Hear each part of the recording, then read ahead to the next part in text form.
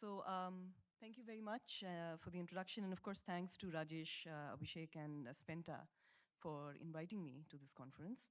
It's been a wonderful conference so far. So I will take you from the world of very large scale particle physics experiments to the very small scale experiments using single and entangled photons.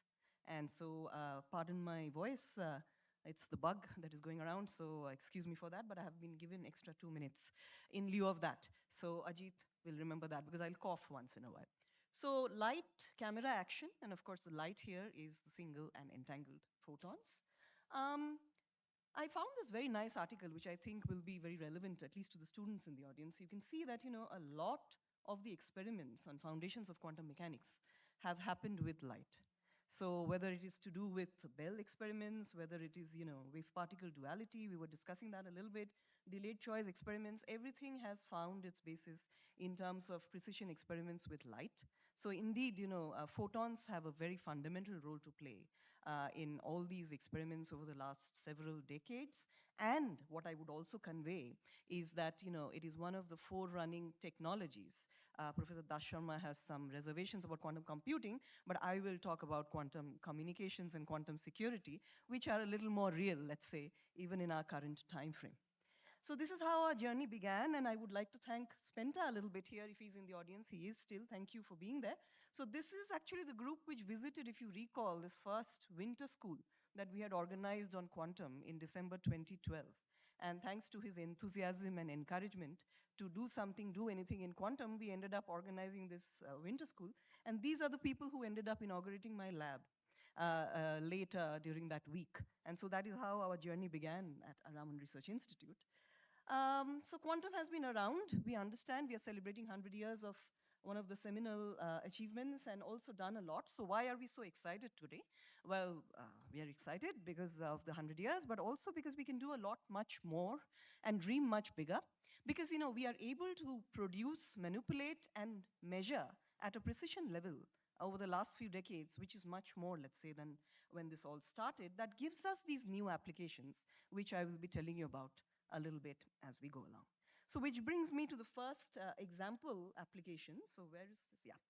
So this is, of course, me. I'm receiving a little award here an year or so back, and this came with a little bit of a, component of resources. And this is my daughter, which is, her usual expression is this, regardless of what we achieve or not. And so, however, in this case, she has this problem that she has both parents, who work in quantum. One of them talks about the origin of the universe. One of them worries about why we exist in this universe and whether we will get the funding to exist in the universe over the next few decades. So this is the dinner conversation that she's exposed to. And one of the things that her mama keeps saying is that whatever little resource we have may not remain secure over the next few decades because of the current way in which we are keeping data secure. Okay, and so this is actually a real threat, and this is the only gender bias slide that I have in this talk. Of course, this I would say is something that all of us are very good at creating, okay, regardless of gender. And this, I would say, is something that some of us are forced to even create, just because we like a little bit of order at home and so on and so forth. And so what is it that I'm trying to convey with these beautiful arrangement of clothes is that this is an example of an everyday problem that is not equally hard both ways. This is something easy, this is hard, and why is it? Because of the time it takes. It's basically the time it takes to create one or the other that gives you the hardness of a problem. So now, excuse me, computational resources are growing very fast, and today's hard problem could be solved tomorrow using brute force attack, classical or quantum. Okay, and so my security should be independent of future advancements in computational power, new algorithms, or new technology. It should be future secure. So what we are doing right now is basing our security on mathematical hardness of problems, which can be broken. Whether or not we have that quantum computer, it will be broken by some classical computer running a better algorithm. So we need to take measures now. One of the methods which has been put forth is quantum communications. This is a way of keeping data secure by using laws of quantum mechanics. And for people like us who are working in this field, we will never say it's unconditionally secure. That is a bit of a buzzword. What we would say is that this is a solution which gives us information theoretic security, which is sort of the best we have at the moment. Okay, there are problems. We still need to worry about some side channel, this and that. But then, having said that, it's a very nice solution that has come out as a quantum, solution to a quantum threat. Which of course is real, that we will run these algorithms. We are already running them on small scale to break the classical ways of keeping data secure. So a lot have, I mean, in fact, the previous talk, there was a lot of discussion on quantum computing and quantum sensing, which I didn't expect from, the title, but it's very nice because it's good because I won't talk a lot about this in mine. I'll do the trilogy, the third thing, which is communications. But then there are even more talks in the rest of the conference on computing and sensing.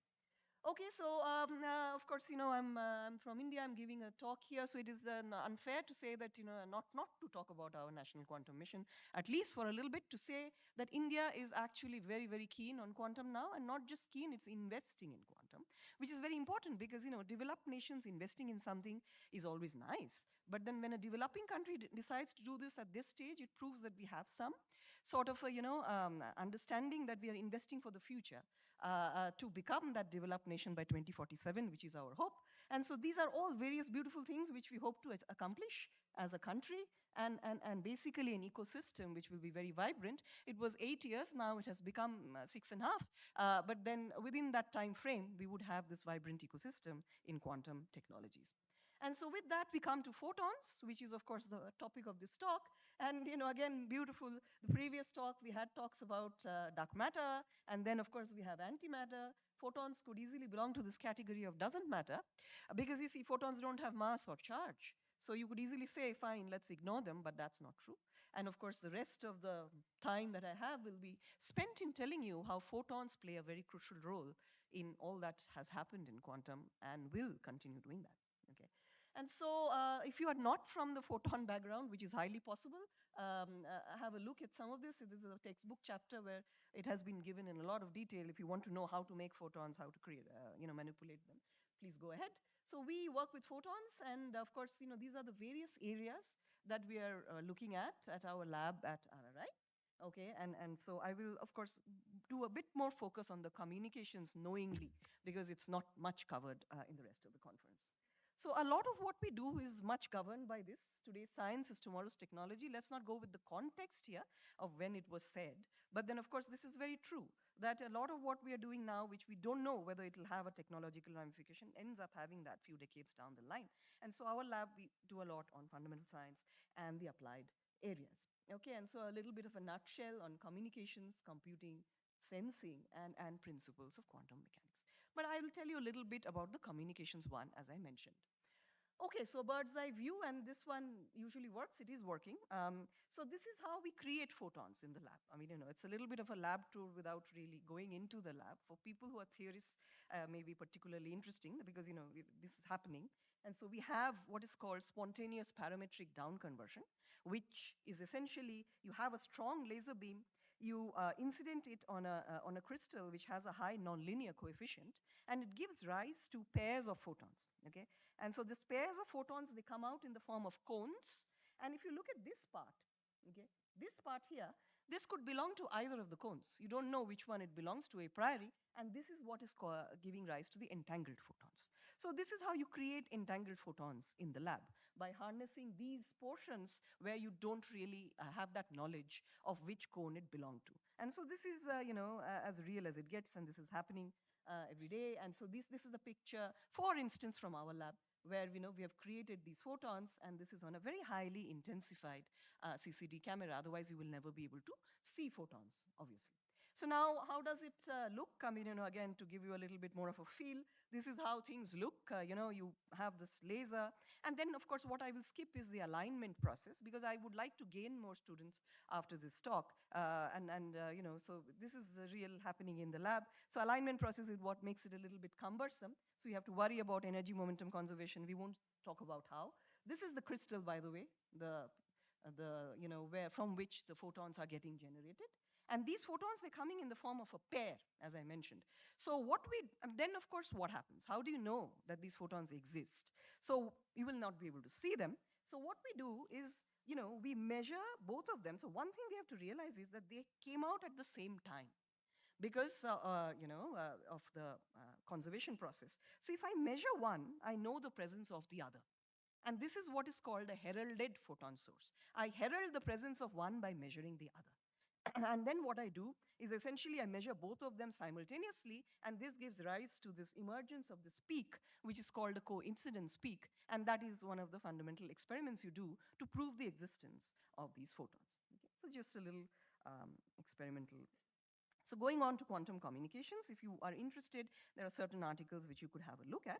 But having said that, these are the various efforts that we are particularly looking at. Give you a little detail. The first thing I wanted to talk about is, of course, the fact that the Nobel Prize in Physics 2022 was given to photonic quantum information.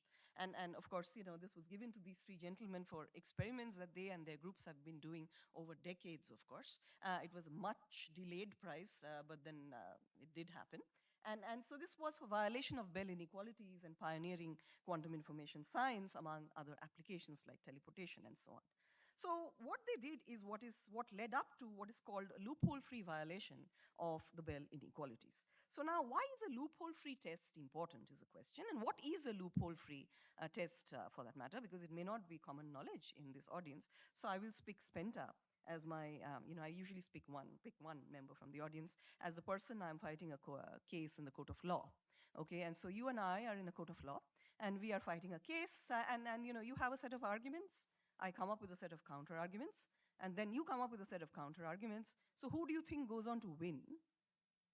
Say me, because I'm giving the talk. But then having said that, you're a difficult one. So how would I win? I would win when you come up with nothing where there is any flaw in the arguments that I have come up with. You give up, you rest your case, as they say, because my arguments are flawless. That is the power of a loophole-free anything. And this is a legal term. So now if you do a loophole-free Bell experiment, what this tells you, fine, the underlying theory is great, all that is nice, philosophically also nice, but this is important. Applications include perfectly secure quantum key distribution and unhackable sources of random numbers. So now unhackable again is a little bit of a hyperbole, but this is from this article. But having said that, it gives rise to this powerful tool which can now be used in a way that no eavesdropper can come and use that loophole in her or his favor. And that is the idea of a loophole-free experiment. And this is what makes this beautiful from an application point of view. So having said that, very pleased to say that we performed the first loophole-free violation of the Leggett-Garg inequalities. Again, something which may not come up in this, conference, but this is the time equivalent of the Bell inequality. Bell inequalities, you have particles which are separated in space, and you talk about local realism and violating it, and so on and so forth. But what about a single particle moving ahead in time? How do you prove its quantumness? Then you talk about time correlations. Okay? And so Leggett and Garg came up with this beautiful inequality. And so we, again, decades of trying to do a loophole-free experiment, and we were very pleased to have done this and published in early 2022. So now what? Now we have a loophole-free experiment from the time equivalent. And so what we then went on to do is use it to generate this beautiful source of random numbers. As I said, for Bell inequalities, it gives rise to this device-independent random number generation.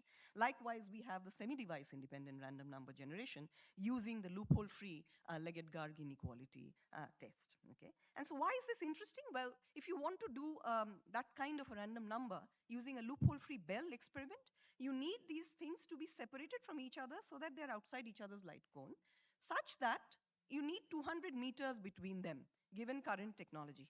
So these experiments, you can see the distance also I have mentioned there. So if you're 200 meters apart, then you know that you're not influencing each other. And so a 200-meter device is very difficult to think of. And so the way we have done it using time is very nice, because it can give you a much more compact realization of a similar concept. And so, distance is irrelevant for us. Okay? And so this is us with Tony Leggett. And very nice that New Scientist actually called us the most watertight experiment of all time. So that is reassuring. So having said that, QKD is another area of quantum communications. What I talked about is random number generation to begin with.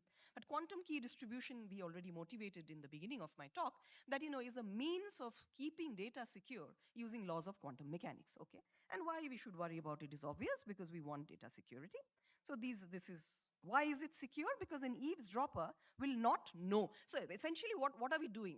It's very broad thing. I won't have the time to go through the details, but we're using laws of quantum mechanics. So if an eavesdropper tries to copy something, we will know, because you cannot do something in quantum without leaving a mark. And so this is what we are using in beautiful ways, using entanglement, not using entanglement, and as a community, all this is happening. It is actually a very commercially viable technology as well, QKD. Okay, and there are real companies which are producing devices which work in a certain frame. And so very nice, I would say, application to talk about, because we're celebrating 100 years of quantum mechanics. The fact that it has gone from something very foundational, and this foundation is now being applied to technology, is also a take-home point, I would say, for all of us here. And this was the market projection that was done a few years ago.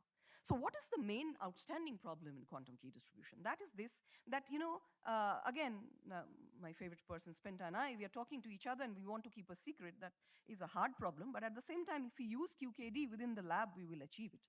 But suppose you travel to some other country and I want to send you some information in a secure way. Distance is a problem because, of course, I won't be able to see you beyond a point, because the Earth's horizon is an issue. And so beyond a few 100 kilometers, I won't see. Line of sight communication won't happen. If I use a fiber, what would happen? That is the main question. And for people who don't know this, they would say, okay, why not use fiber? Because that's how we are communicating with the rest of the world now. The problem is that in fibers, you have this attenuation. A fiber is a material medium. So beyond a certain point, the signal drops, as we call it in India. And what do we say? We say, okay, let's boost up the signal. Let's put a classical repeater and boost up the signal, and then all is good. But you can't do that in quantum, because you can't copy an unknown quantum state. So you can't use the classical tricks cleverly to have your solution. So you have to come out with out-of-the-box solutions, really. And so these are the three solutions that are being investigated globally for long-distance quantum communications. One of them is called the Trusted Repeater Network. So you have a few 100 kilometers, Alice to Bob. Then you have a node, which is Bob 1, then Bob 1 to Bob 2. And so that way you can have many nodes, and a neighboring country showed this over 2,000 kilometers, and so on and so forth. But the problem here is the word trust. I have to trust these nodes. So suppose somebody jeopardizes one of these nodes, the entire link is gone, okay? And so if I'm doing something in security, trust is obviously something that I don't believe in, right? Not me personally, but then what I mean is that, that this is all about keeping things secure. So then comes these two solutions. One of them is a quantum repeater, and this is the most research-oriented problem right now. So instead of having this trusted node, we are going to do an entanglement distribution network, and in between, we will have these pieces called quantum memories, okay? And so this quantum memory is going to store the information of the photon till the second party is ready to receive it, because otherwise we will not be able to do this in a synchronous way if we keep on increasing the distance. So the synchronicity will come in with this long-lived quantum memory, giving rise to quantum repeaters. And the third approach is what is called a satellite-based quantum communication, where we will use a satellite as a trusted node, but satellite is up there, so it's a little bit easier to trust something, because if some enemy country sees something, I can also see it, because of course we all have that line of sight. And so by using that to bridge this distance. So these are all things which are being pursued globally at various levels. So we have been involved in this for the last several years now, having done a lot of milestones in free space quantum communications.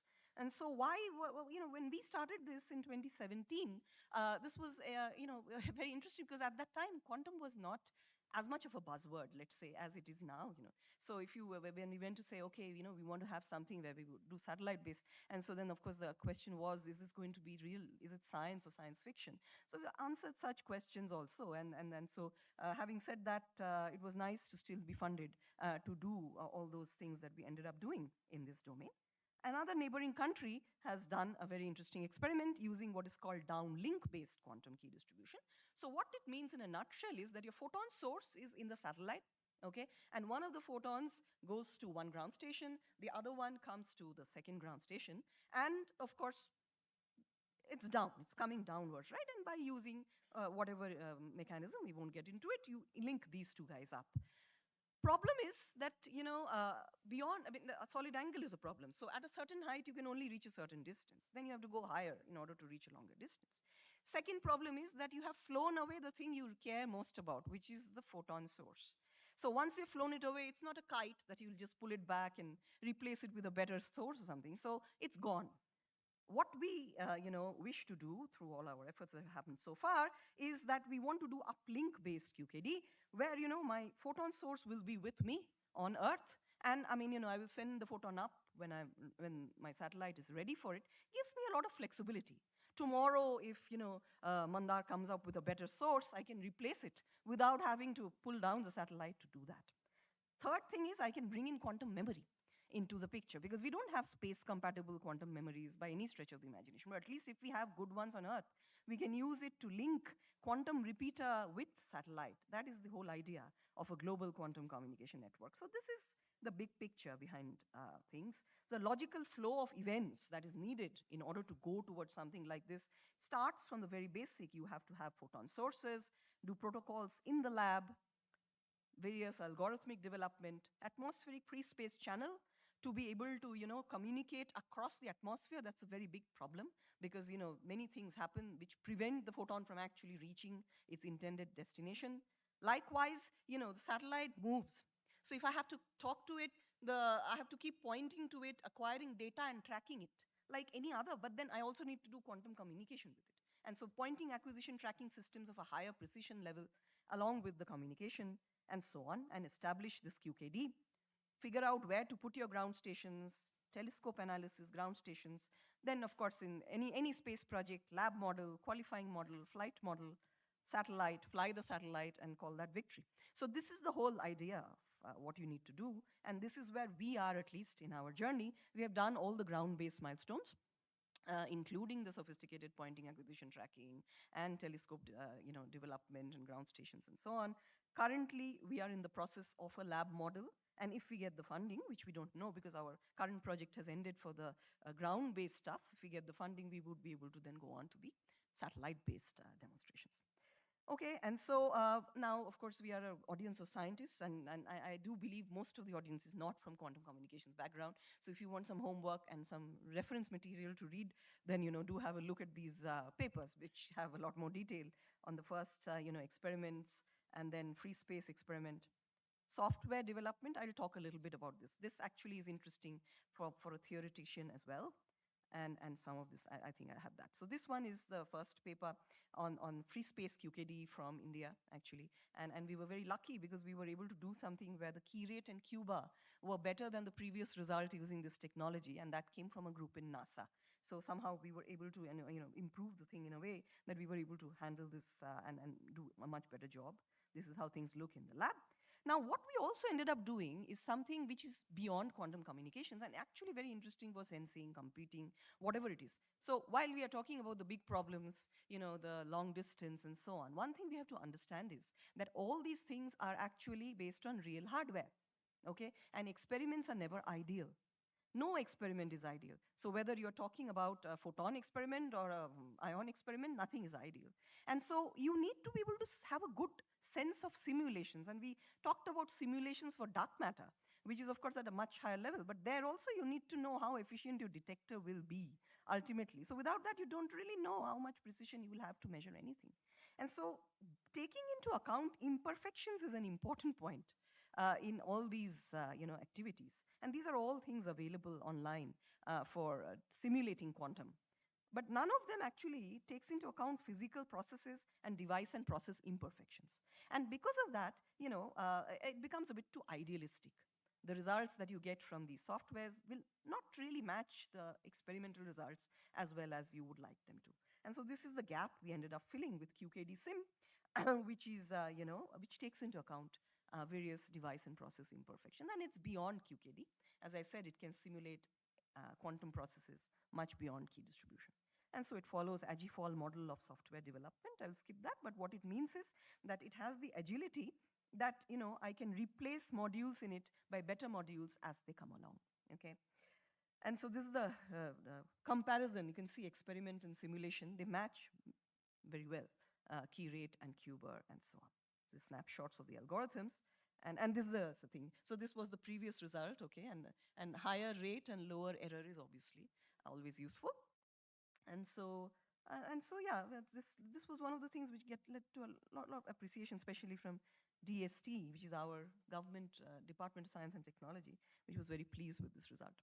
So we also had to have a patent on this. Again, quantum technologies have reached a stage where there are patents happening and the products are coming out and so on. And so this is on this topic. Going on to entanglement based, again, entanglement is going to be discussed a lot, I think, in this conference. So I will not talk about the details of entanglement, but you can use entanglement to do quantum key distribution. So what is one of the problems we face? So this is a protocol, I will skip that. So one of the problems is, and this is a challenge, is that photon, of course, has its polarization, which I think all of us understand. This polarization, however, does not remain the same. As you send a photon from Earth to satellite, let's say, it can get scrambled because of various reasons, because of interactions with the atmosphere. Likewise, in a fiber, it definitely gets scrambled because a fiber does not preserve the polarization state. So what do you do in order to circumvent this problem? This is a fundamental problem. You will not be able to do anything if your polarization has changed. You have an HH minus VV state, but it became something else. Then, of course, your protocol does not work. And so what people do is what is called active feedback, okay? And so they have another channel where they are characterizing this link, using a strong laser and so on, and using the correction that they get and changing the state. So the state has changed, then you change it back, rotate it back, and then you do your protocol. So this is a very resource-intensive problem. So what we came up with is a passive feedback-based mechanism, okay? And again, it's a detail that was probably a little too much for the thing. But what we ended up doing is, without using any extra resources, what you can, however, do is find out what the state has changed to. Because we know the state has changed. Instead of trying to correct it, find out what it has changed to, live with it, change your measurement. Because entanglement does not change because of local operations, LOCC theorem, right? And so I can now rotate my measurement basis and match my state. So no extra resource required. And this worked beautifully, which is why it is also nice. I'll skip the theory. So this is what it is. So this is what would have happened without our method. The error would have shot up. And this is what we ended up getting. A very nice flat line as a function of decreasing fidelity of the state. Okay? And this is now something which is working beautifully, in free space as well. I will show you that. And it's always nice to be able to have a resource, to conserve resources in such a field, because, it's obviously very expensive. So if I have a method, excuse me, which works without additional resources, it's always, so this was something we did. This is a free space quantum communications, and again, a little bit of a feel for, especially the theorists in the audience, I would say that, this is how things look, of course, so you have the photon source in the lab, and one of them remains with what we call the Alice station, and it's historic, Alice and Bob being the sender and receiver. The other photon is sent through a telescopic arrangement across wherever you're ready to receive it to my Bob lab, as we call it, and then, of course, it enters Bob lab, and goes through a whole bunch of measurement apparatus as well. And so the Alice and Bob are measurement stations, and they're separated by whatever distance you have available. And my source is remaining with me in the lab because it's entanglement-based QKD. And this also was much appreciated. It was the first demonstration from India, early 21. And we simulated what we can do with much longer distances as well. Because at RRI, for those of you from RRI or not from RRI, one thing which we coexist with beautifully is trees. And we have more trees than humans on campus, and we, of course, don't cut trees. And so having a free link without a tree was itself a nice challenge to solve. And we, of course, did that and then simulated for much longer. And this method that I told you about, measurement-based approach, worked very well. And I'll skip the detail. Oh, another thing which we achieved is daylight QKD. Again, for people who have a little knowledge about this, mostly QKD happens at night because your photons compete with other photons. And so then what do you do? But then you can actually, if you can do this during the day, it's a very nice thing, because then you can use the whole day for your experiments. And we ended up doing that very nicely. And so just a quick thing that, method works very well. This is that flat line below 11% error. I won't go through the details. Pointing acquisition tracking, I mentioned. So this is, various levels of development. And this is our moving Bob. Okay, and so this is a platform that was entirely home built at RRI, and it has all the optics, optomechanics, synchronization logic, everything that is required to form the payload. So this is like payload version 0, and this will now become smaller and space compatible, and then go off in an aircraft. That is the whole idea. And so we were able to do this early 23, demonstrate quantum communications with this. Analysis of ground stations, and a very important result as well. But, I mean, this is basically going through the steps of towards satellite. So where to set up your ground stations, we know, we found that, we compared observatories that were available to us in terms of data and found that Hanle is a great spot in India for having such a ground station, for instance. And got some appreciation for that. Quantum computing, I think I'm almost on time. So I just thought, as I told you earlier, that I won't talk about quantum computing and sensing in detail because a lot of talks on this. So communications was my focus area. Hopefully you got something out of it. Random numbers, quantum key distribution, entanglement, long distance, and so on. But we also have a lot of effort in quantum computing. Photons are actually great contenders for quantum computing as well. And we don't have much of a talk on photonic quantum computing in this conference, but there is a lot happening. For instance, in our lab, we are working on what are called higher dimensional quantum states, which, by the way, for the high energy theorists, the higher dimension here means qubits, so 3 or more level systems. Okay, and so instead of a qubit, so now if I have 4 things that I want to say, I will need 2 qubits to say that, because each qubit has 2 states. But if I have a q-quart, which is a 4-dimensional state, I can use 1 to say the same thing. So 2 to the power 50, which was one of those holy grails before 50, now it's fashionable to call it 1,000, right? So how many qubits do we really want is a question. So why is that interesting? Because of the number 2 to the power whatever. And so now that whatever is going to drop if my 2 becomes 3, 4, or 5. And that is what we are doing here. It's an alternative approach, and we like that because I don't have to compete with an IBM or a Google and say tomorrow I have to prepare 1,001. But then it is a beautiful problem. We have solved many aspects of that problem, and currently we are looking at how to build a larger scale prototype using our photonic devices. So we have also done a lot of work. Cloud-based quantum computing was mentioned in the previous talk. And of course, it's clear that there is a little bit of skepticism about what they are useful for. But definitely what they are useful for is what we went on to do is find out how noisy they are. So there are all these problems that you can do to figure out the noise level in a quantum computer. So these are called noisy intermediate scale devices, as you know, NISQ era. And so we use foundations of quantum mechanics, Sorkin test and Perez test, which is the tests of the Bond rule and the superposition principle, and use that as a basis to find a benchmark for the noise levels. Answers I won't tell you, this talk is recorded, but then it's not pretty. There's a lot of noise in these quantum computers, which we found. A lot of work can be done using photons towards fundamental tests of quantum mechanics and quantum optics, of course. That is what is the primary thing which was done with photons for a long, long time, right? Now, of course, we are doing all these applications.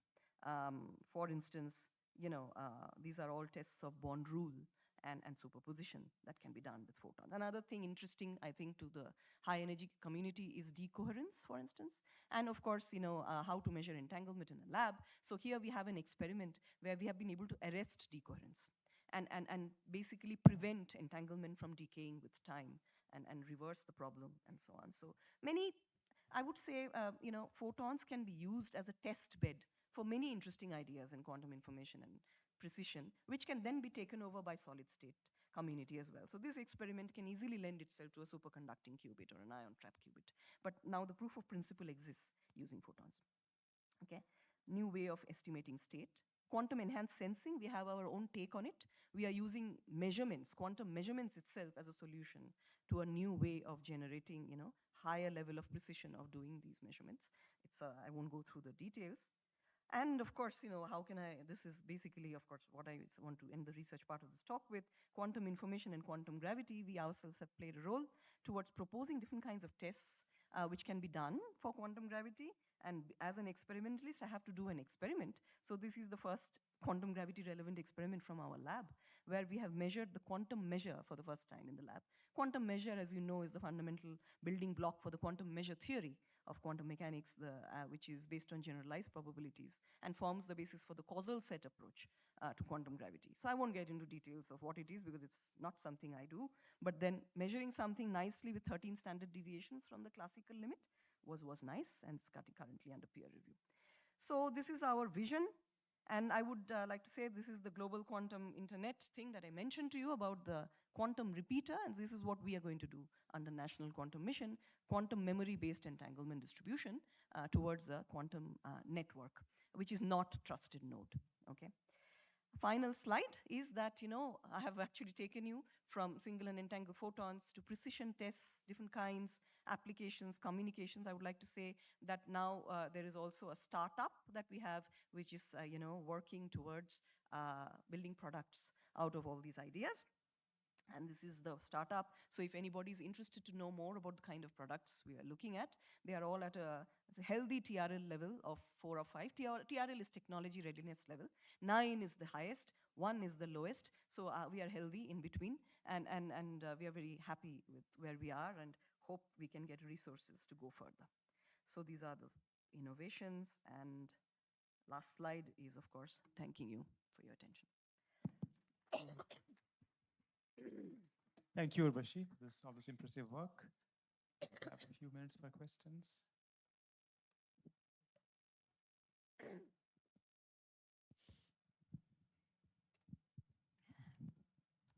Hello.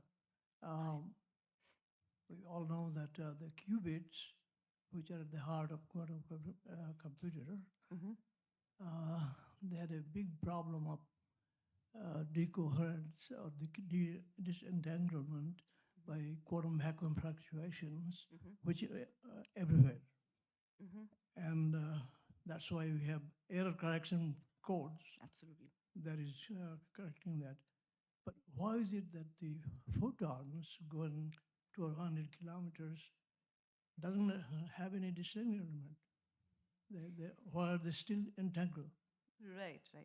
So of course, so the one thing that I showed very briefly was actually analyzing the effects. So what is happening? A photon is going through the atmosphere, let's say, right? So depends on how the photon is traveling. So if the photon is traveling horizontally, then it is going through a 100-kilometer atmospheric link to you. And so it has to actually face all the challenges the atmosphere provides, and that is the decohering effect. And so there's a whole field that we have where we have actually analyzed the extent to which these effects happen and what are the ways in which we can mitigate it. One of the ways of mitigating it is what is called this adaptive optics. So optics is a fascinating field. So we know that this thing has happened, but we can actually have optics at our end which adapts to these changes and moves the thing back to what it should have been. And so adaptive optics is one of the methods by which we are actually tackling this practical issue that we would have with a photon. Now, if I talk about satellite, that is a beautiful thing because atmosphere is only 12 to 14 kilometers.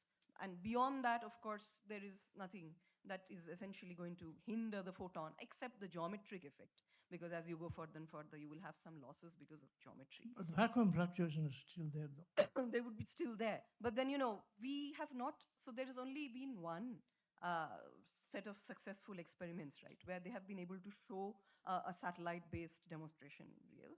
Well, there are, of course, lots of papers which, I don't know, you have something to say there because you're looking quizzical.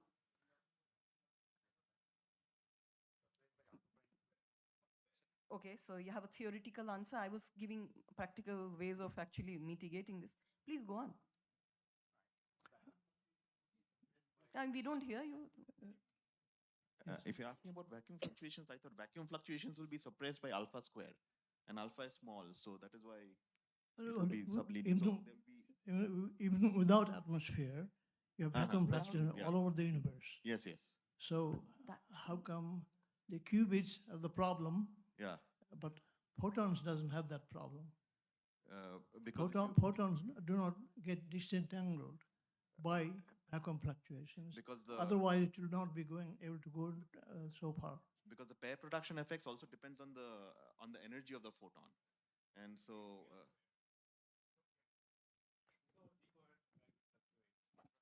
So again, Subir on the mic. You have to create real pairs, not Real virtual pairs, yeah.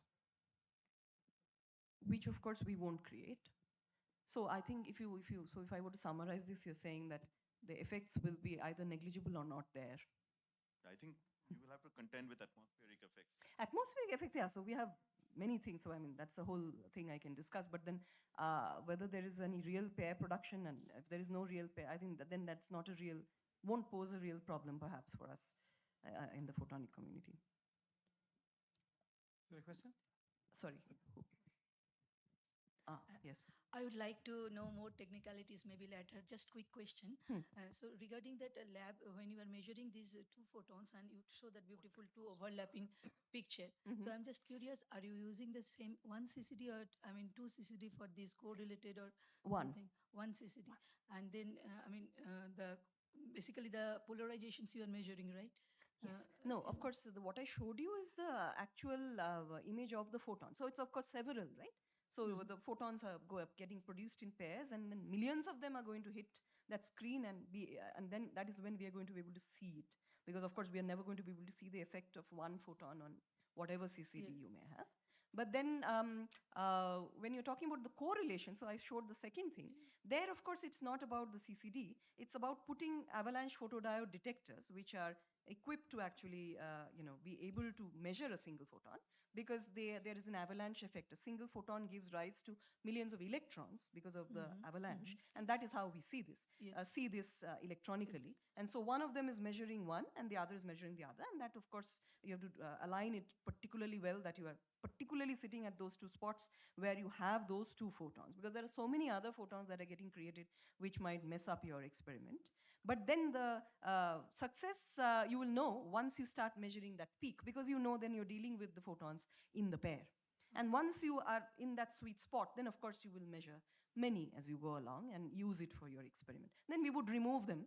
So once we have done this characterization, we would remove one of the detectors and use that stream for the experiment, whereas the other one will keep getting measured to tell you that its partner is the one I'm dealing with in the actual experiment. And many sequence of such photons, right?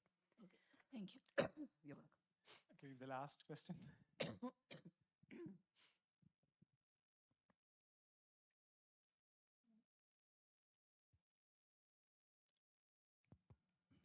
I just wanted to know, like, how far these quantum noise models are effective in reality.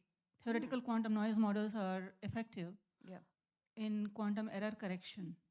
And recent Google experiment, like where they're using, if I'm correct, using decoherence for quantum error correction. So you are talking about the quantum error correction relevant to quantum computing.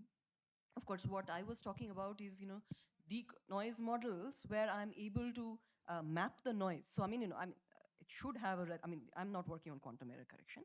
What I'm saying is that I'm able to generate amplitude damping, phase damping, depolarizing noise in the lab, and then be able to manipulate that noise and be able to arrest that noise by using a very different tool of local operations which actually can arrest that noise. And so these local operations, so if you think about the density matrix, you have the top and the bottom, so it's always going to go towards the 4-4 term. So what we do is we have a flip operation in the middle, a sigma x, which changes the dynamics. So we are able to manipulate the dynamics of the system, as a result of which we are able to change it such that the entanglement does not die at a finite time. So of course, these are Krauss operator formalism is being used. You can also map it to other ways of sort of theoretical noise models, which of course you are very well aware of. But then it should have ramifications in quantum error correction, but not quite what I would go on to comment on. I won't comment on that. Because, maybe for the interest of, you could continue the technical discussion. Sure, yeah. Sure, we can continue afterwards if you want. Quantum key distribution, yes. You said quantum error correction, so I was like, of course it is relevant for quantum key distribution.